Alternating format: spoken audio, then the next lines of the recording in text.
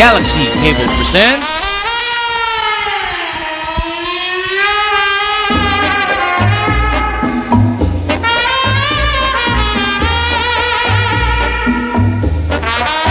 Panahon Ngayon, Panahon Noon.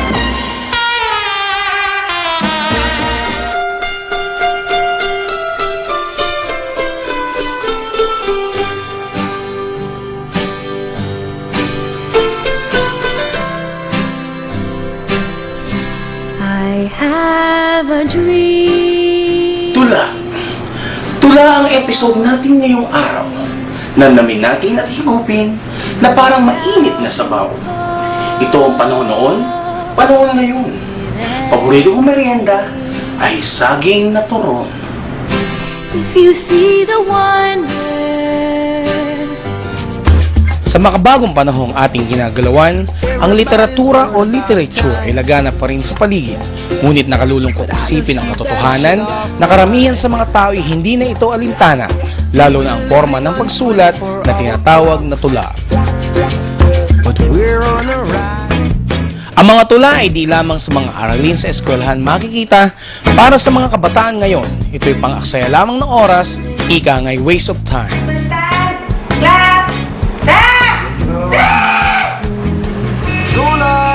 But for some romantic persons, ang tula ngayon ay mahalaga pa rin. Talagang ang damdamin sa nililiyag sa mga tula sa greeting cards. Ito'y pinararating. Padala ng card na to, basahin ko nga. Ako'y may alaga, asong mataba. Buntot niya'y mahaba, maamo ang mukha. Naalala kita? Kapag kasama ko siya, aso kong mahal, ikaw ang kamukha. Mula sa mga banyagang bansay, dumating ang mga kwentong patula na sa mga dibihasa, tiyak sila'y matutulala. Ikwento mo ito sa mga kabataan, tiyak sila'y mawiwili. Di na ito kailangang basahin at pahirapang bigkasin dahil isasalang lang sa mga CD player or computer, pakikinggan na lamang ito at patutunugin. Humpty Dumpty sat on a wall. Humpty Dumpty had a great fall. Siya'y namula, maigit din ng alat, sa halip na basag, siya'y naging itlog na maalat. Once there was a woman who lived in a shoe. She has so many children, she doesn't know what to do. Sila lahat ng amoy dahil sa sapatos nakatira. Ang ina at mga anak niya'y lahat nag-amoy paa. Uso na rin ngayon ang mga e-greetings from the internet. Ito'y naglalaman ng pagbating patula, malamig man o mainit, gamit upang pagpapahayag ng pagbati online, kaya dulot ay kasiyahan, galak all the time. So relaxing, and so are you. Days of a drunken hour, but heaven knows I'm miserable now. I was looking for a job and then I found a job, and heaven knows I'm now in my life. Why do I give valuable time? May mga bars at tambayan ngayon sa halip musika o komedya ang tinatampok, tula ang binabasa sa harapan, mga salita at tulayan kaysa rap na maarok. A Dose of Prose Poetry Bar presents you our guest poet, Mr. Emilio Manero. I just met the most incredible girl. This poem is for you. Inch by inch, we're moving closer. Feels like a fairy tale. And take my heart, this is the moment. I'm moving closer to you. Wherever you are, I'm just here for you.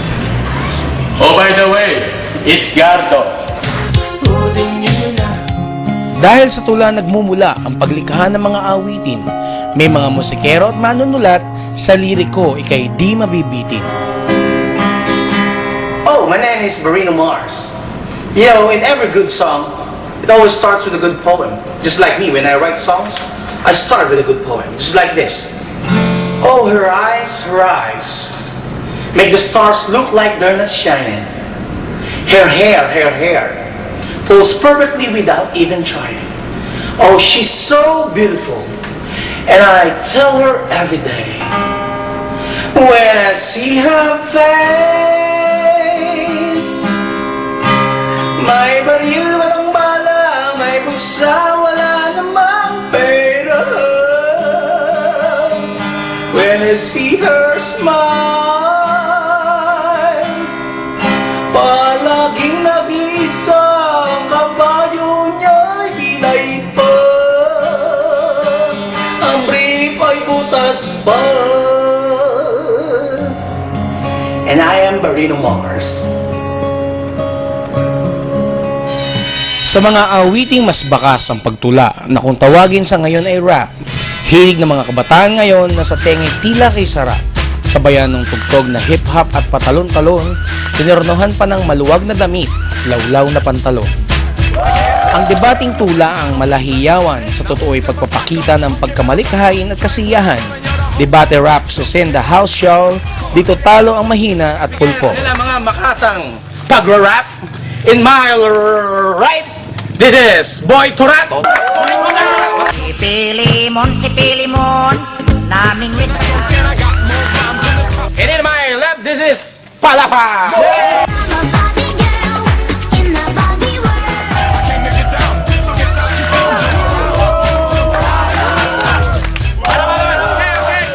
Katahimikan. Bali, bago tayo mag-start, toss coin. Do you have some coin? Heads or tails? Tails? Heads. Okay.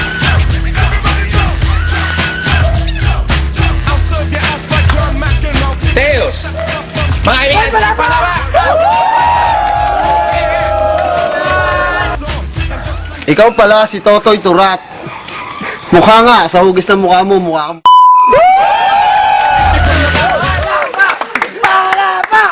ayokong lahitin ka. Kasi alam ko mas matanda ka sa akin. Halata naman. Kasi kita na sa kulubot mong skin. Hindi ako sanay sa mga banat mong sablay.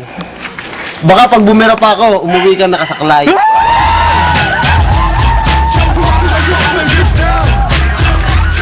Huwag kang magyabang, huwag kang magmatapang. Baka pag pinabira kita dito, umuwi kang gumagapang.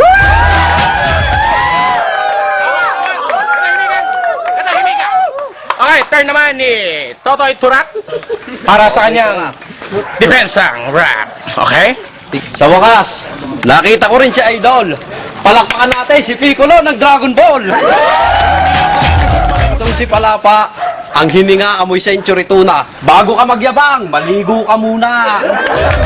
Pag bumuka nga ang bibig, di na ako padadaig.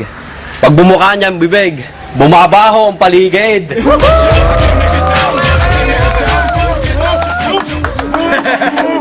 Maganda pinapakita ng ating mga rappers, pero maganda pa rin kaya ang kanilang pakita sa second round. Sa battle na to ako lamang. Amoy mo kilikili mo, amoy alamang. Huling banat, uwi ka ng dilat. Totoy Turat, tama ka sa nga kidlat. Hindi ko na kinaya ang bantot ng kanyang hininga. Humawak na ako dito dahil muntik na akong matumba.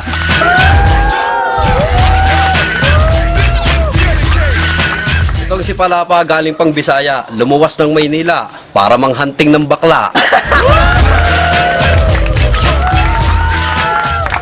Nakakadiri ka, Chong. Para ang may ketong, mas nakakadiri ka pa dito sa batang may bulutong. Bulutong! Yeah!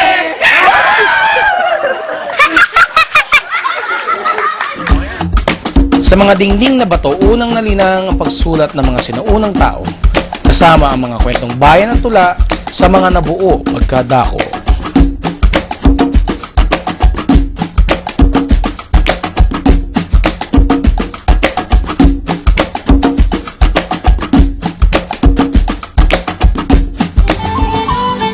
Sa pagpapasa-pasa ng mga kwento at tula, nalampasan nito mga hangganan ng oras at mga bansa.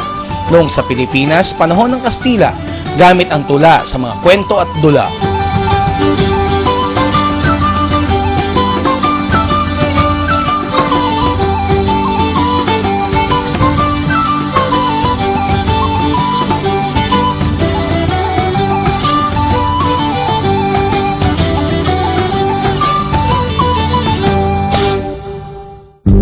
Halimbawa ay sina Florante at Laura na si Francisco Balagtas ang lumikha. Ito'y hango sa buhay-buhay ng mga tagagitnang silangang bansa. Pag-iibigang sinubok ng panahon, kinuwento ng patula na ilethala sa libro para sa mga estudyanteng bata. Noong panahong ding yo'y nabuhay ang mga bayani ng bansa, mga nakipaglaban sa kalaban sa pamamagitan ng patula. Andres Bonifacio, atapang at tao, aputula kamay, hindi atakbo, aputula paa, hindi atakbo, aputula ulo, hindi atakbo. Ang sabi ni Gat Andres sa tulang kanyang inadres, aling pag-ibig pa ang hihigit at the best, kundi ang pag-ibig sa lupang tinubuan, yan ang kanyang contest. Si Gat Jose Rizal, gumamit din ng tula na pagkadakay mga kalabay na tulala, binaril ng mga Kastila doon sa bagong bayan na ang nais lamang ay lumaya ang bayan.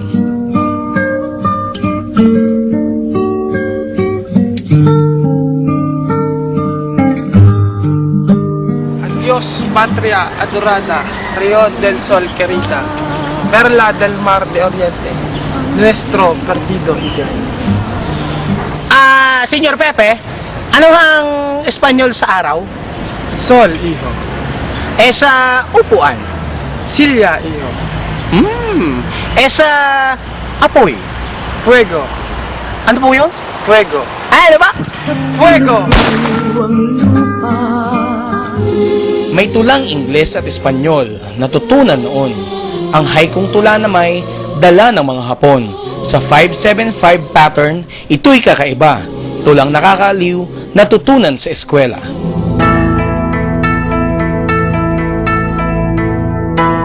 As the wind that blow across the trees, I see the buds blooming in May. Haiku.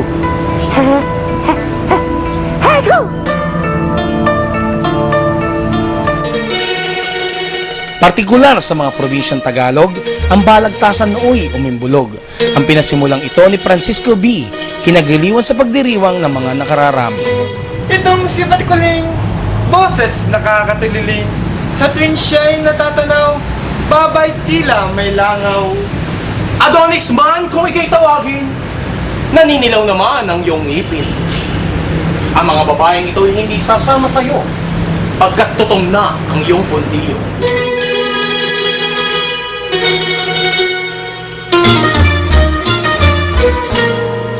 Mga bigkasing nagtutugma sa puntuman o salita, ihayag ang nararamdaman, puso ay matutuwa. Pag-ibig man sa bayan, sa kapwa man o paligid, namnamin ang pagbigkas, luha ay manggigilid. Pahalagahan ng mga tula ngayon noon at bukas, pagdagok sa damdamin, tunay sariwa at wagas. Makikita sa paligid, tulang sa ating mamumutawi. Ika nga'y I think that I shall never see a poem as lovely as a one, ST2, ST3. Bow. Oh hi, this is Barino Mars once again. This is the second part of my poem which I plan to write as a song, to put in my song. Here it goes. Her lips, I could kiss them all the day if she'd let me. Her lap, she hacks but I think it's very sexy. Oh, she's so beautiful. And I tell her every day, oh, bigla na lang nagbago ang isip niya.